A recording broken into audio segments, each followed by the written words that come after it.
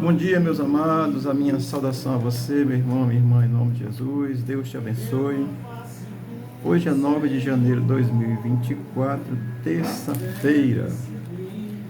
Nós vamos continuar aqui meditando na palavra do Senhor. Ontem eu falei sobre o segundo item do cristianismo progressista, que é: o homem é essencialmente bom. Hoje nós vamos falar sobre o terceiro item, que é: busque a reconciliação e rejeite o julgamento. Amém? Esse é o terceiro item de uma base que apoia a ideia do cristianismo progressista, tá certo? Vamos ler um texto. Mateus capítulo 23 é o nosso capítulo de meditação, o versículo é o 33. Mateus 23, 33, diz assim a palavra de Deus: serpentes, raça de víboras, como escapareis da condenação do inferno? Amém. Isso Jesus está, o contexto é onde Jesus censura a religiosidade, aqueles que negaram a Cristo por causa da sua religião, por causa daquilo que eles entendiam, estavam acreditando, e eram religiosos, e já tinham perdido até o senso da religião, porque se a religião estiver indo na direção certa, amém. Mas quando perde o senso da direção é complicado. E os fariseus tinham perdido já o senso da direção daquilo que realmente o judaísmo ensina, tá certo? E aí Jesus, nesse contexto, está censurando eles por essa religiosidade. Existem os fariseus e hipócritas atuais, modernos, tá certo? Sempre existiu, nunca deixou de existir.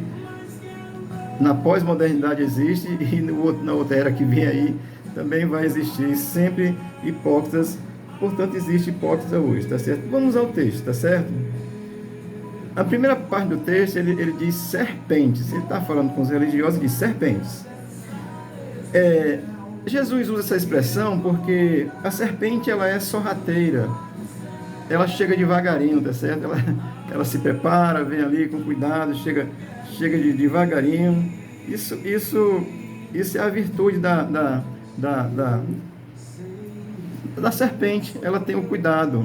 Você lembra lá em Gênesis capítulo 3, versículo do 1 ao 15, quando a serpente chega para a mulher, para Eva, e a conversa é boa, é sutil, é agradável. Olha, batendo um papo lá, esse negócio aí dessa árvore, esse negócio é bom. Então a conversa é sutil, amado. A conversa da serpente é uma figura que Jesus usa para estar comparando aí lá naquele contexto com Satanás, e aqui com os hipócritas religiosos que chegam lisonjeiramente, com coisas graciosas ali para tentando conduzir. Então Jesus chama de serpente por causa dessa condição, que na realidade tem uma aparência boa, né, que chega com cuidado, conversa bonita, mas que por dentro é mal, por dentro está o veneno, por dentro está a morte, por dentro está a destruição. Então por isso que Jesus chama os fariseus de serpente, tá certo? Olha, quando Satanás já disse, Gênesis 3, de 1 a 5, de 1 a 15, quando ele chega para Eva, ele não chega dizendo: eu sou Satanás, não.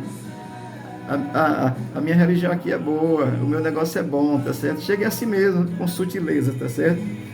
Mas vamos ao texto de novo. Ele vai dizer assim: raça de víboras. Ele chama de serpente e depois chama de raça de víboras. Naquele contexto, a imagem da víbora, ela era associada à traição, à hipocrisia e à maldade.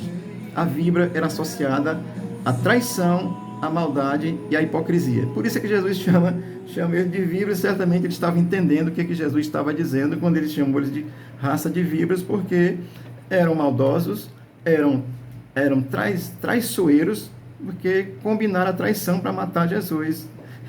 E era esse pessoal que tinha essa característica aí da víbora. Por isso é que ele chama raça de víbora, tá certo? Porque é um negócio impressionante, tá certo? Na realidade, fala de coisas boas, mas por dentro está cheio de maldade, de peçonha, de coisas ruins, de hipocrisia, de maldade, de traição. Amém? Mateus, no capítulo 12, versículo 34, Jesus, se referindo aos judeus, também à liderança religiosa que estava distorcendo, não aceitando Jesus como Messias, que é o mesmo caso do cristianismo progressista, tá certo? Jesus diz assim, em Mateus 12, 34, raça de víboras, Como podeis falar coisas boas sendo maus? Porque a boca fala do que está cheio o coração, ou seja, o caráter que está lá, formado, a ideia maligna, ruim, traiçoeira, covarde, mentirosa, está lá. E aí como é que pode falar uma coisa boa, né? Pode ter aparência de bom, mas o que sai não é bom, tá certo? Portanto, a gente deve estar atento a isso. Jesus em Mateus, ele diz isso. Como é que vocês podem falar coisa boa se vocês são maus, tá certo? E o texto continua dizendo assim: como escapareis da condenação do inferno? Para os progressistas, cristãos progressistas, o inferno não existe não, tá certo? Porque depois você vai ver quando eu for explicar os outros tópicos lá para frente, a gente entende. Mas aqui eu quero me deter nesse que eles estão dizendo que busque a reconciliação e rejeite o julgamento.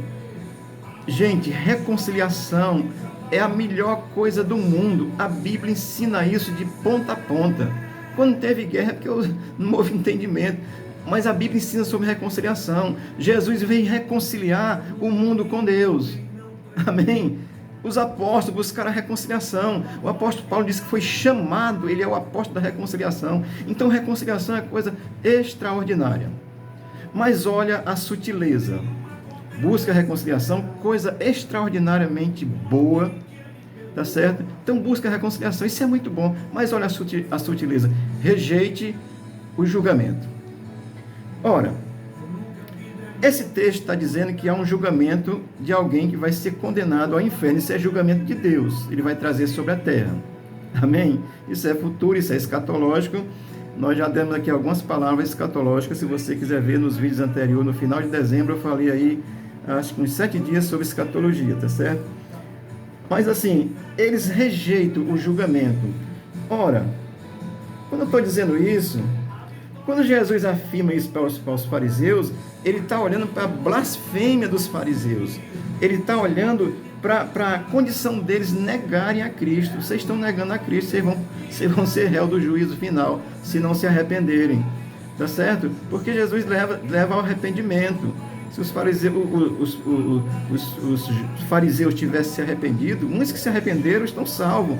E a mesma coisa hoje, o cristianismo progressista, vocês têm a oportunidade de se reconciliarem com o Senhor, porque vocês perderam a fé genuína em Cristo, tá certo? Então, ele diz, como escaparão da condenação eterna? Esse é um juízo que Deus vai trazer. Por quê? Porque negaram o Cristo como Messias, negaram o Cristo como Salvador. E a sutileza de dizer assim, e esses são réus do juízo final, da condenação eterna, se não aceitar o Messias como sendo o seu Senhor e o seu Salvador, tá certo? O terceiro ponto dele, ele diz, busca a reconciliação. Isso é coisa excelente. Mas quando ele diz, rejeite o julgamento, ou seja, você não pode me julgar. Que é isso? Oh, não, eu vivo do jeito que eu quiser. Eu adoro a Jesus, eu amo a Jesus, eu canto para Jesus, eu oro em nome de Jesus, mas a minha vida, meu irmão, é do jeito que eu quero. É mais ou menos assim. Amém? É isso mesmo, amado. Porque como é que pode sair coisa boa de onde está o mal? Então, não aceite o julgamento, certo?